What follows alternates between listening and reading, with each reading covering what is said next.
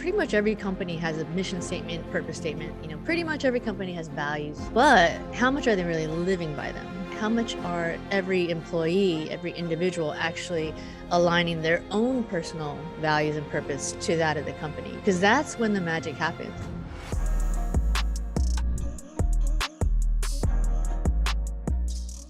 What are some things that you guys did that like tangibly, measurably make people happier while they're at work? Can you give some examples? Yeah. So, I mentioned the culture book, and that was one of those random ideas. And instead of asking, corporate to define what culture means, the idea was like, well, why don't we just ask our employees?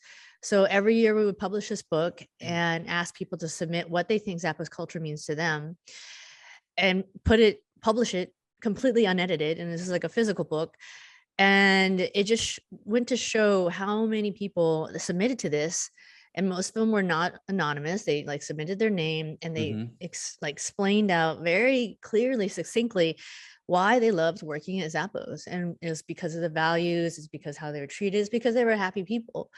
So that was one example. Another one is that there's a big sense of progress that's important in positive psychology.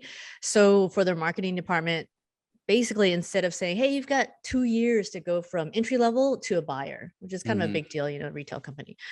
And instead of saying you have all this way to go, they did this sense of progress by just basically divvying it the time up and saying every few months they celebrated this moment of like, this is how far you got.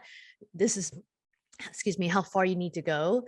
And in just that action alone, and there was no pay increases per se, they surveyed their happiness levels and it went up because they had a bigger sense of progress. Like, hey, I'm getting somewhere quicker than I would have otherwise. So like little things like that add up to a lot in terms of people wanting to be more productive and engaged. I guess that's why Tony Robbins says progress is happiness. Yeah.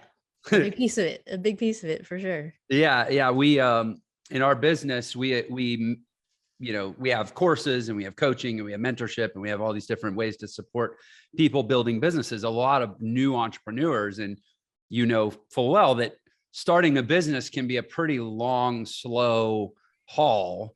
And we're constantly trying to really almost gamify it so that there's as many little wins and level ups and power ups and bonus ups and things to celebrate along the way as possible. We're doing that for entrepreneurs, but I love the idea of doing that inside of a larger organization, and really standardizing that. Yeah, I think it's something important that everyone should be aware of. It doesn't really matter the size. Like in terms of the last 11 years since Delivering Happiness was born, we've done this around the world, across every industry you can imagine, across every size of company. I think the one big thing about what you just said to build on, though, is not just celebrating the little wins, even though we need to get that sense of progress. A big learning of this all is that we also need to be grounded in who we are as a company. And that basically is purpose and values and behaviors that come out of it, and grounded within ourselves. I think the biggest learning is that, there's so many, like, now that culture is no longer a buzzword, pretty much every company has a mission statement, purpose statement. Pretty much every company has values, but how much are they really living by them? And then how much are every employee, every individual actually aligning their own personal values and purpose to that of the company? Because that's when the magic happens. Is because then they know they're not showing up and trying to bust their ass to try and make more money for the company. They're busting the ass because they're doing it for themselves too. And it becomes a social contract between all the players that's involved, and becomes just like a little bit more of just doing it for that paycheck kind of thing, but more of like, wow, I actually find fulfillment in my life here because my leaders, my managers, my CEO actually cares about me as a person in authentically living my purpose and values. So I'm curious, you like you say, nowadays, virtually every company has a mission statement, vision statement, values document. They probably have a big infographic when you walk in the lobby that has it all painted all over the staircase. What, that people spend a lot of money on this stuff now. But I also, as somebody who hires, who's, we've hired a lot of people in the last year because we've grown really fast. And I just hear stories as people come in, like about the culture, horror show that they come from, right? Like it sounds like a lot of companies, although they're paying this a lot of lip service, they aren't necessarily doing a great job of it, or they're not connecting it to the actual experience of their employees. So I'm curious, when you go into an organization, I assume you start with kind of like a temperature check. How do you actually, like, what's the process for measuring happiness or cultural traction in an organization before you can kind of make prescriptions? Yeah. So we totally do that in terms of, as we say, we take a snapshot of where they're at. And the reality is, like, so many companies are already capturing data. Whether they use it is the question. So engagement surveys, for example, a lot of them capture very rich data, but they just kind of put it on their shelves.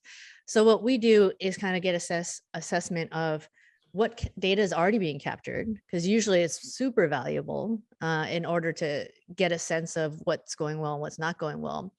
And then we add on top those more of the happiness / positive psychology metrics, like sense of progress, like autonomy, connectedness, and a sense of purpose. So then being able to have a richer set of data, then we can have a better analysis as to, okay, let's celebrate these wins and let's focus on these top 3 things that are not going well. And let's create a plan to not just do it from a C level. This is what we're going to do because these are the problems, but actually listen to people and incorporate their ideas. Because at the end of the day, they know so much information if we decide to actually ask them and listen to them in a deeper way. So that's basically the kickstart of the process. Take the snapshot. What's the current state? What's the delta? What's the future state they want to be at? And what's like very, very practical and tangible steps on how to get there. What do you find to be sort of generally the biggest disconnects inside of organizations between how ownership or leadership thinks people feel about the organization versus how the people actually feel about the organization? I think the disconnect, I kind of already mentioned it already, but is basically they think they know what to do.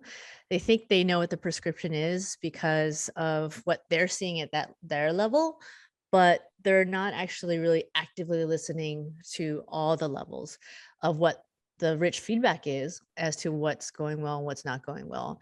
I think that's number one disconnect. The second disconnect, I think, is a lack of commitment, because I think a lot of leaders still think that culture is one of those things you check off the box of things to do and, like, let's move on, let's kick off this culture program and then see what's next. But it's an active living thing, like making sure that you see the commitment needed to grow, like any animal, like any human being, like any organism. It's the journey of being able to nurture it along the way. So I think those are the 2 things that we've forgotten, but I think especially with COVID, it's making that more current and needed with all this burnout and the fact that we have this great resignation going on. Do you think it's an apt metaphor to compare it to marriage, where it's kind of like you don't check the box and say, okay, my relationship with my wife is solid, so I don't need to tend to that anymore? Like, it's the same thing, right? You got to have like regular date nights and make a plan and tend to it like a garden. Well, you talk about a greenhouse. Yeah. Isn't that kind of your prevailing metaphor in your new book? It is. It's the greenhouse metaphor of, so like we have this whole framework that's been developed over the last 10, 11 years of how we can grow greenhouses, which are our organizations, our teams, ultimately the success of the company as we nurture our own. And I think that's a big missing piece. It's basically making sure we as leaders are also putting our oxygen mask on first. And, that's the whole airplane metaphor that we've probably forgotten because we don't fly as much, but it's so important as like we're looking to grow and adapt in this crazy ever-changing world. We got to also make sure that we're all tending to our greenhouse as well. So you didn't happen to swipe that from Voltaire, did you? Not by intention, but as they say.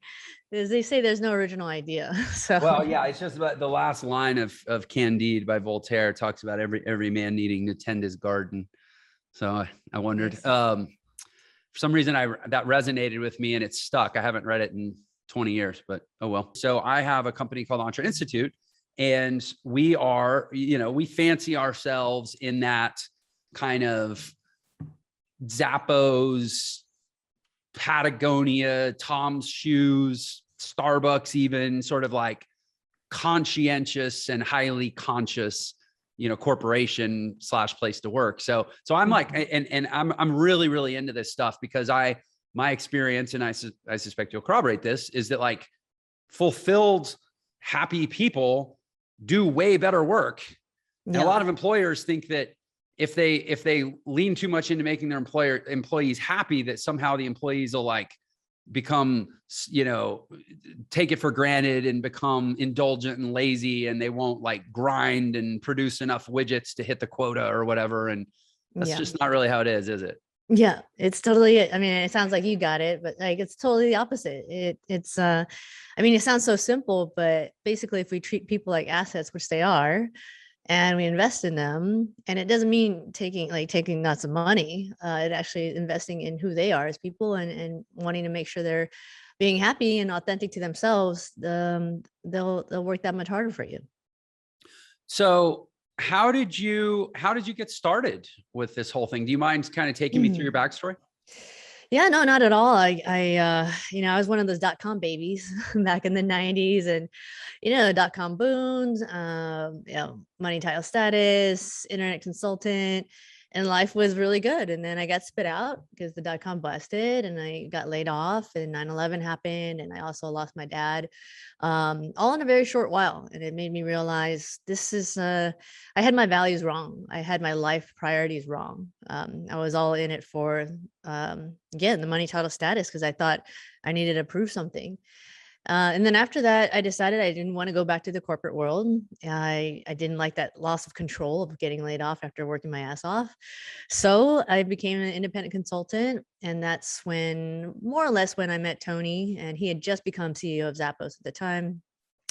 And in short, I just started doing projects for them, and as they grew, I grew with them. And then fast forward, started working their culture books, and as they got bigger in terms of their brand, from an international scale, especially with the Delivering Happiness book that you mentioned earlier, that was 2010. Seeing the success of that book, then Tony and I co-founded that company called Delivering Happiness that I'm still running today, 11 years later. Pretty crazy to think that this book and this idea about how it can actually truly infuse happiness in a scientific way, positive psychology way, that can actually attribute to not just happier employees, but happier customers, and in the end, more profitable businesses. And you're creating more meaningful lives, as you talked about earlier. So I have not read Beyond Happiness, but you reference positive psychology. So you go into, I mean, you're talking like the positive psychology movement of psychology by Martin Seligman, like the actual science. Totally. Yeah. Okay. So the godfather of positive psychology, Marty Seligman, whole bunch of other academics since then. But basically taking that academic realm and making more practical in the company, in the workplace, and how to actually see that into, like people have concepts and perceptions of happiness, but how to make it actually work for us as for-profit companies, and making a difference in the world from a purpose standpoint. So I am really excited. Yeah, we're talking about two of my favorite things, which are company culture and positive psychology. So I'm really excited to go deep with this. I actually have a copy of CSV, Character, Strengths, and Virtues, at my home, which for anybody that doesn't know, Seligman took the DSM, which is the Diagnostic Statistical Manual, basically all the different ways that human beings can be screwed up mentally, right? The Mental Illness Handbook. And he rewrote the whole thing into what he called CSV, which is Character, Strengths, and Virtues, and basically said, hey, all of psychology is always like figuring out what's wrong with people and trying to get them to focus on their problems and their liabilities. And it's like all this energy going into the negative. What if we document all the different ways people can be amazing?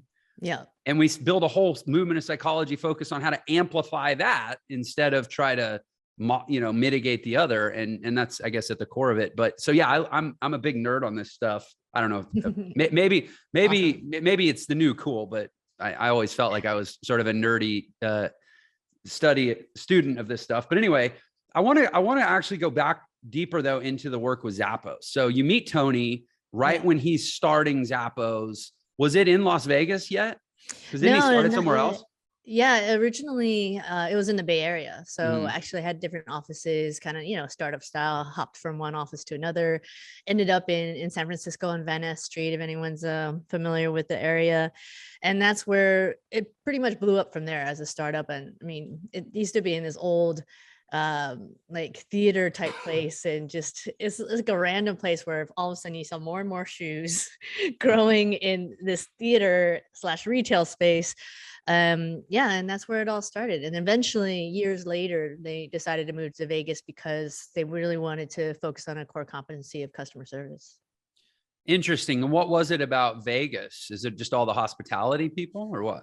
It was a big part of it. I mean, they went on a search to look at different cities around the country, and that was one of the cities that basically you could have a really nice living, a nice Yeah. house, and make customer service a true career versus like here in San Francisco, it's, you're going to hop, back and forth into all these places where you're looking for your quote unquote real job. Whereas Vegas was a place where people could see a future in, doing customer service and living fulfilling lives. Huh. Interesting. Okay. So you moved there, and were you working with him at the time that you guys, I guess, moved to Vegas? Yeah, yeah. I was so basically I've been a consultant at Zappos since those days, I guess 2003 now. And I actually one of my projects was to help them move to Vegas from San Francisco. So it's just how the my relation with Zappos kind of grew from there, from going from marketing project strategy to relocation, and then eventually to culture, and then the book deal came about, and that's how I kind of shifted gears then. So you were there doing more traditional, let's call it like business and, tech company type consulting. It wasn't like you were there from day one to be focused on culture and happiness. Yeah, that's But exactly that's it. okay. Mhm. So that sort of evolved. And then, yeah, like how did that create this trajectory for you to basically go fully into the happiness business? Yeah, that's a good question going down memory lane. I think as as companies go when they're growing, you just never know what kind of needs develop.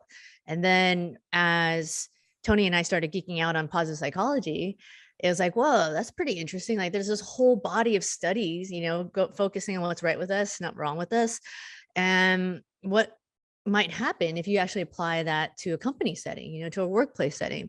So how I see Zappos is it became like a sort of a petri dish of experimentation, like just testing, prototyping on what could it mean to add things like a sense of progress, a sense of autonomy. These are all positive psychology lovers, a sense of connectedness, and ultimately a sense of purpose in our workplaces.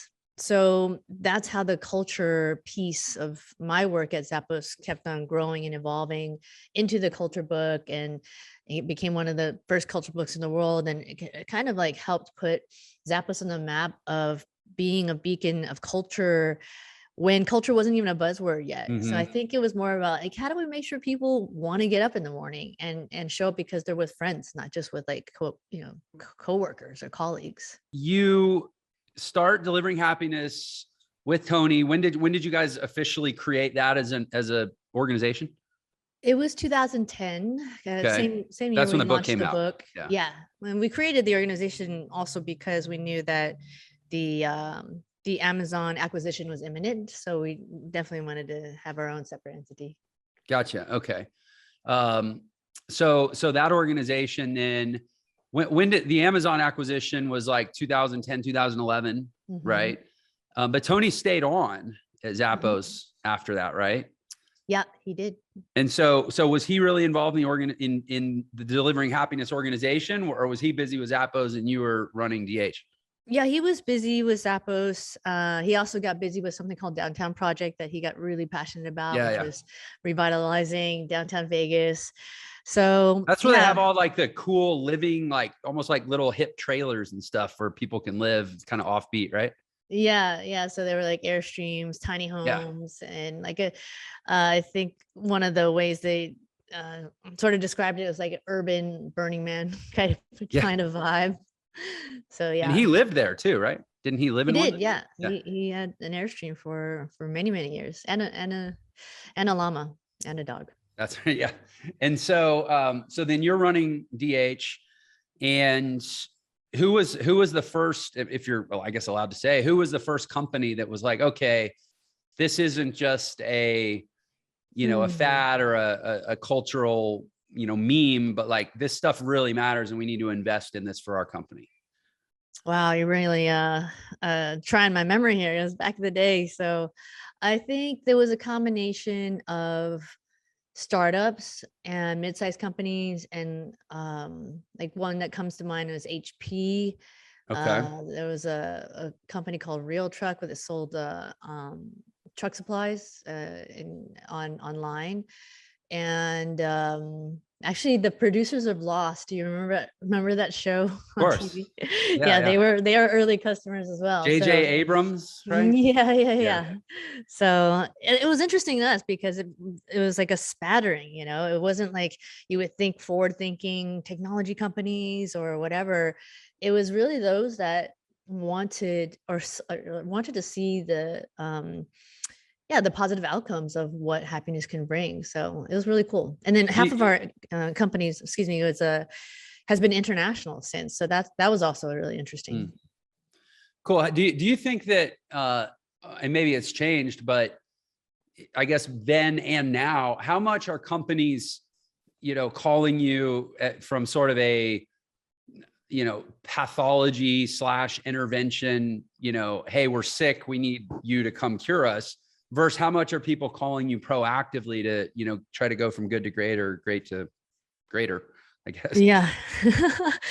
I would say especially before COVID, it was more of the latter, even though it kind of spanned across the spectrum, but it was usually those that knew that it wasn't about checking off the box. Like they knew that, hey, we have something good going, but if we want to get, to the next level, if we want to level up, we know we have to put more into this, and we're not sure how to do it.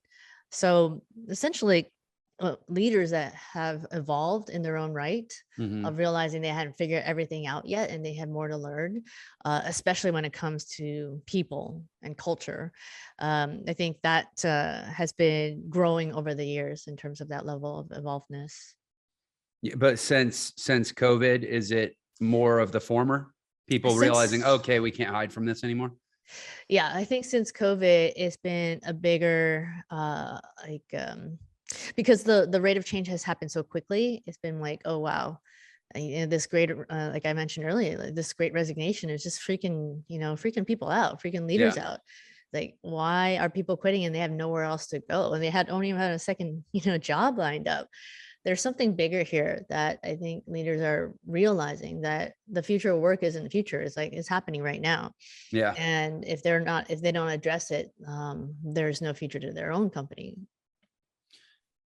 So what then do you find to be kind of the most consistent action steps that a company can take that can become sort of like evergreen processes that outlast your direct involvement? Because I assume people, hire you, you come in, you probably Mm, consult and implement some stuff, but eventually you leave, right? Maybe they keep mhm. you on retainer, but you don't like move into their office. So like, what's the stuff that really sticks that becomes part of permanent process? Yeah, I alluded it to this a little earlier, and it's really the foundational work that is like essentially every culture, or sorry, every company has a culture, whether they know it or not. Every company has its own origin story, its own Mm-hmm. DNA, whether or not they want to recognize it or be archaeologists in it, or they just want to like move forward and just try to make more money. That's the biggest sense of awareness. It's like being able to go back to that and ground yourselves. So the foundational work of original purpose, like why did we create this in the first place? Establishing the values, making sure they're current. There's a lot of companies do have values, but they're not even living by them. And then values, taking that to to behaviors. And that's where it makes it black and white. And that becomes the foundational culture cornerstone that makes it easier for us to leave, because then they're able to, journey with that. They're able to prototype with that. And the distinction needs to be how clear it needs to be embedded in their systems, like making it systemic. So like behaviors are so important because, as we saw with Enron, one of their core values was integrity. And there's like so many other companies that, along the way, whether it's Uber, Wells Fargo, like they all messed up along the way. They weren't living by their so-called values. So making sure people, especially leaders, are accountable for it, making sure people, employees, are rewarded, recognized, and incentivized by them, that makes the talk real. It's when leaders are walking the talk and people are accountable for their actions, then that's when then you have a system running. So what do you do? Like I'll tell you, so for the company I run, Antras, we have, I know we have really strong culture. We've been very intentional about it, but also we have a really great narrative. Like, we started doing entrepreneurial education 2019 with seeds back to 2018.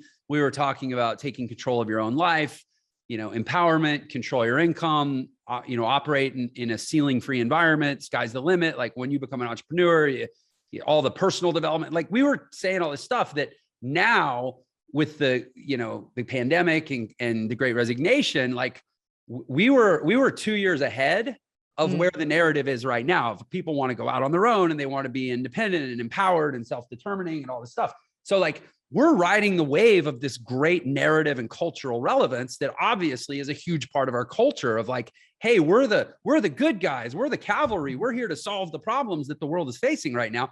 That makes culture pretty easy for us. What about company? So I don't want to like be too pleased with myself. Like, yeah, we have good culture, but we had a good setup for culture too.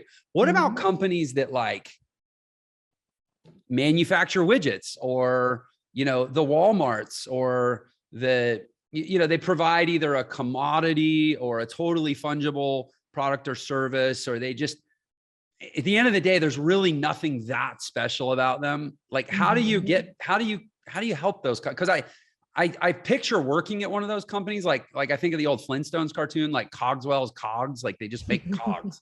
Yeah. It's like, I don't know. What do you do for people like that? Or other than tell them, just look, go out of business and find something more interesting to do? Well, number one, I would say it's never too late to start.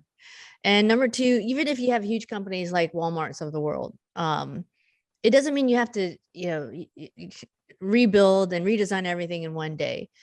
Even if you're not the CEO of the company, it doesn't mean you have to like quit your job because there's no hope, because we all have a way, an ability, if we choose to, like, take leadership of my team or my cross-functional allies, or however you want to say it. You can carve your way to success. So I would say do not lose hope in those, because a lot of people, let's be real, they cannot lose their job. They don't want to lose their job. They have to pay their bills. They have to, take care of their kids, whatever the reason might be. They're like, whatever noble reasons you have. But I would say that it's so important to be able to understand, and this is a big part of the book, is you have to start with yourself first. You got to be real with what you are and who you are and what's most important to you.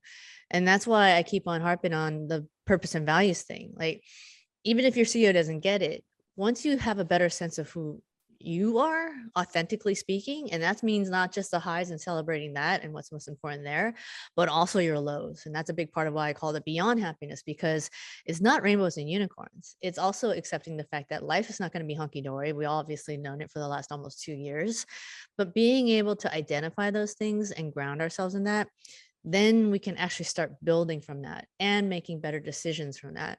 But even for like the bigger companies, so even like, for example, I talk about Starbucks in my book. So they, huge company, 480 probably thousand now employees around the world, ubiquitous brand.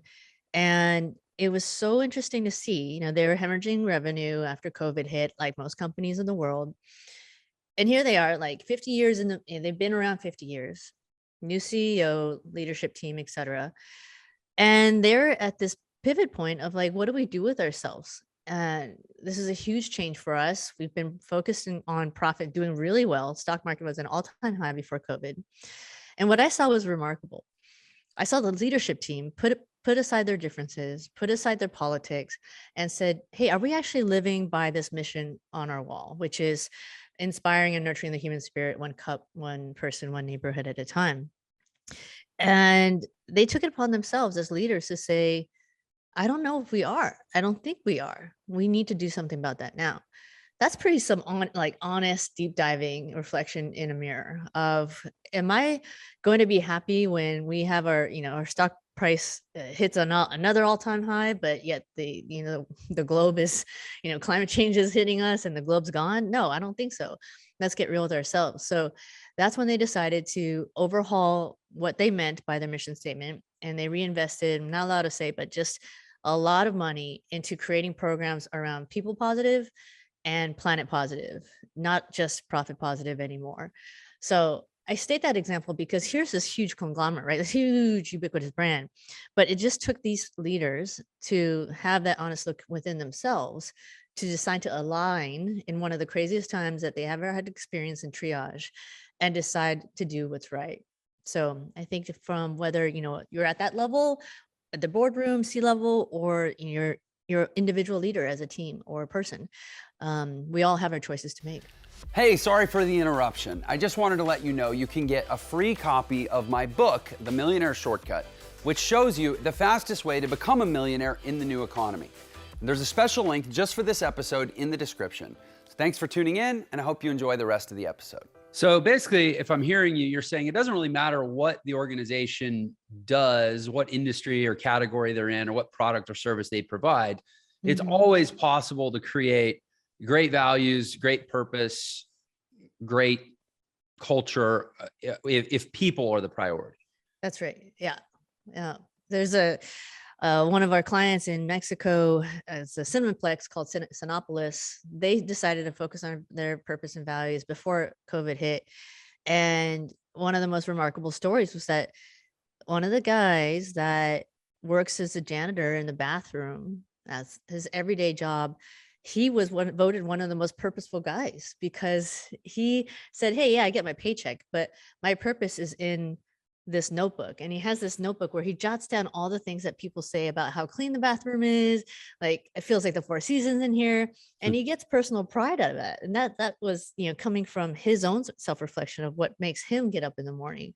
So that's just like one tiny example of so many where you can bring a sense of purpose to work, no matter what that company does, whether it's a widget or a service or coffee.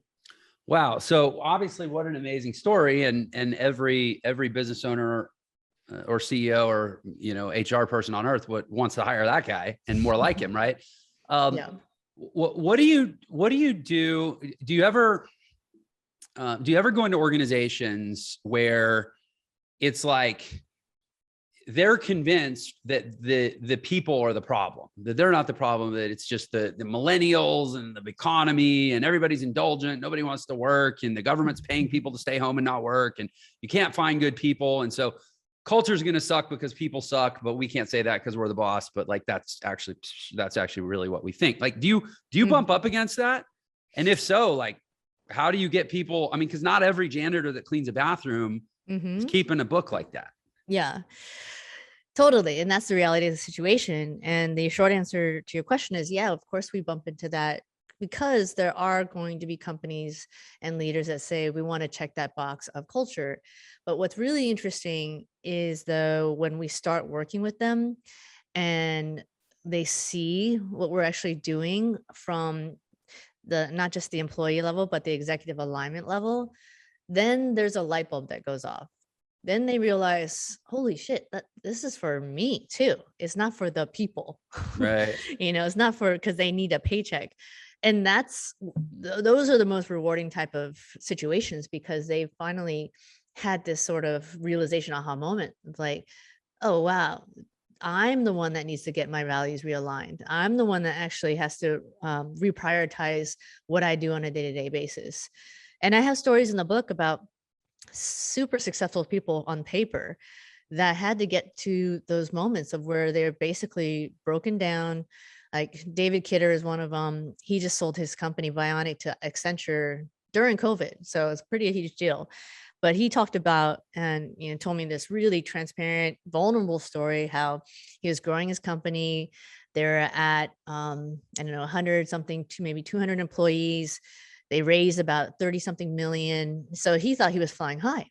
Mm-hmm. And then he gets a call from his CFO and he said, "Why are you dragging this company down? Like the reason why we're going to fail is because of you." And David was just like, what are you talking about? I'm busting my balls and busting my ass to grow this company. And you're telling me we're going to fail. And the CFO said, "Yeah, because this is all about you. And you're not listening to what everyone is trying to tell you, including myself. And I'm just going to be the one that's speaking the voice of the company." And he broke down. I mean, he literally broke down. And by the time he got out of that dark period, he realized that he was right. The CFO was right. He was just working for the shareholders, working for his own ego, and realized he was needing to transform the company. And so he totally reorged, did not self-management per se, but more like less hierarchical Mm-hmm. and more listening, kind of growth mindset type thing. And then fast forward, he just sold his company to Accenture. So just one example of so many other leaders that realize the mirror needs to be held up to themselves first, and not to the people that are being lazy or whatever. It's interesting you mentioned him working, quote, for the shareholders, right? Mm-hmm. I read, I'm pretty sure it was Infinite Game. The Infinite Game by Simon Sinek? Simon Sinek, yeah. Yeah. So I don't know if you've read it, but I'm pretty sure that was the book. And if you've read it, feel free to tell me as much. But I think that was the book where he was talking about how in the 1970s, Milton Friedman, the great, American economist, sort of created this concept that the first, really the primary, if not the only order of business in a business is to create value for the shareholders. Mm-hmm. or that was at least the supreme imperative, and that dominates creating value for employees, that dominates creating value in the market. It's all just about the shareholders. Mm-hmm. And that idea is actually, since the 70s, pretty much Wall Street agrees with that like, hey, I own stock in your company, therefore you work for me. Your job is to make my stock go up. Mm-hmm. And so again, assuming I'm pulling this from the right book, Simon was really challenging that idea, saying, no, businesses, frankly, prior to Friedman saying that, it was never in question that businesses had a different game to play, which was about actually serving a purpose in society and providing value to the market. Mm-hmm. Do you think that, well, let me ask this, pre-COVID, where I kind of feel like a lot of businesses got caught with their hand in the cookie jar in a way. Do you think it's true that most businesses in this world basically just think their purpose is to make a profit? Mm-hmm. I'm loving that you're bringing this up, because yes, Simon does talk about it. I mention it in my book too, because there is a convergence of these ideas. And what was super interesting, I think this was after Simon's book came out, was that right before COVID, the CEO Roundtable, which is basically the top 100 CEOs of the US, mm-hmm. Got together and rewrote their mission statement to say, it's not about that old school, like it's all about the shareholders. It's about every stakeholder in the ecosystem, customers, suppliers, vendors, employees. And that was a huge deal, because they didn't have to do that, but they saw that there needed to be a change. And this was pre-COVID? This is pre-COVID. Okay. At the same time, no one's really accountable for that, because all these CEOs like, I'll sign this paper. I want to be part of it. So, but the thing is, just the fact that happened means something. So as a part of that, like I started looking into this more, because this whole idea of like not shareholder, but stakeholder capitalism has actually been around for decades, like almost 50 or 60 decades, I think, that was started by the guy that's running the World Economic Forum. So it's been in hibernation this whole time. And it wasn't until just before COVID that it started, making its perking its ears again, where people are and CEOs are realizing it needs to be a different kind of radar, a different kind of priority of what companies are here for. Because I think all these things we're seeing with climate change and social injustice, and then who knew, like, boom, 2020 happened and just kind of proved everyone, yeah, we got to pay attention to this stuff now. So yeah, it's interesting. Like, yes, that's the old school thought, but there's newer school thought being like channeled in more and more. And now it's up to us as leaders to be able to say, what school of thought do we want to follow? And more promisingly are following the path of having a more equitable society with stakeholders and shareholders alike. I just Googled while you were talking stakeholder capitalism. This, like, I love learning new terms, and I hadn't heard that term, which obviously captures what we're talking about. So now I have a ton of research to do, and I appreciate you sharing that with me. Klaus Schwab, is that the guy at the World Economic Forum that you're talking about? Okay, totally. cool.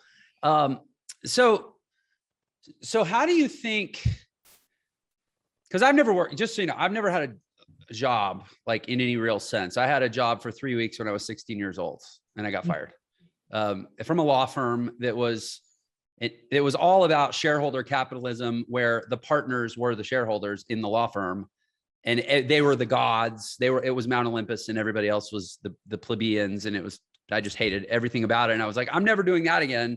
And I went and learned to play the piano and just became a musician. So nice. So I don't know. So I'm like, so all I hear is this, like, rumor and secondhand chatter about just what it's really like in big companies. And admittedly, I think partly because I'm like an evangelist for entrepreneurship, people don't come to me with the stories about how awesome it is to work in big companies. They come to me with the stories about how terrible it is and why they want to get out of it. Yeah. So I'm curious, for someone that really goes in these companies, and like, even for myself to know, based on what I go out and kind of preach on a daily basis, like, are there really, do you think there's a world evolving, or maybe it's here now, or maybe we can get there someday, where going to work at your typical big company is actually like a soul enriching, happiness producing, like oxytocin, cuddly, cool thing? Or is this all just like rhetoric because people love to talk about things that they can't really change or control? And it's, at the end of the day, big companies are going to, as long as we have the system that we have now, it's not really going to change at a macro level. It might change in individual cases, but not generally. What's your opinion? I think that,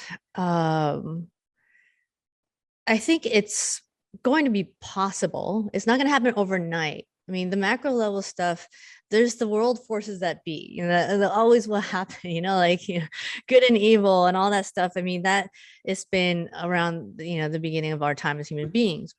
But what I do think is that we as individuals have a bigger choice, because with this great resignation, there's a great awakening.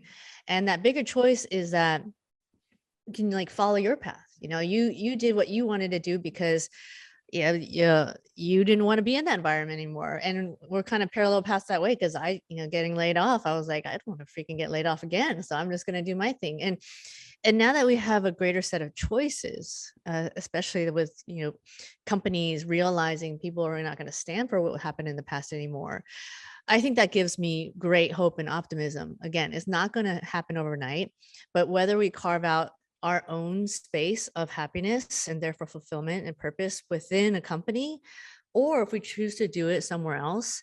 As an example, one of my clients, like, we had an amazing team, did amazing work, part of this company that just grew in strength and purpose. The two leads of that team decided to start their own company and left, even though they were rewarded for all they did. They were, like, fundamentally happy because they were moving up the ranks. But they're like, you know what, we're gonna take this crazy ass step and fight our fears and just go out there because we believe so much in what we're doing. So I think that's happening more and more. And what the cool thing is, I think society is embracing that more and more, so that we're more supportive of each other in those kind of decisions. Whereas when you did it, or when I did, 20 years ago, it was a scarier proposition. But I think there's a greater expectation of that's where we're going. So we might as well support each other in doing it.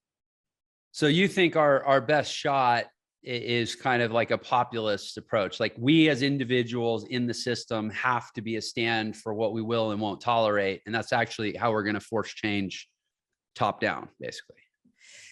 Yeah, I mean, I'm not sure I'd call it populist, but I would say that I like using politically charged terms. yeah, apparently.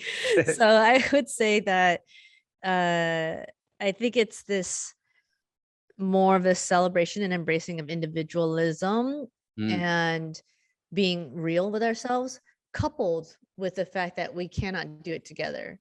I think that's what we're seeing loud and clear right now of like what's going on in the workplaces of being alone or loneliness, depression, mental health. That the missing link there is that we're not necessarily connecting us as individuals to do it together. And so I think that's what we're going to see, especially now, given what's been going on for the last 2 years.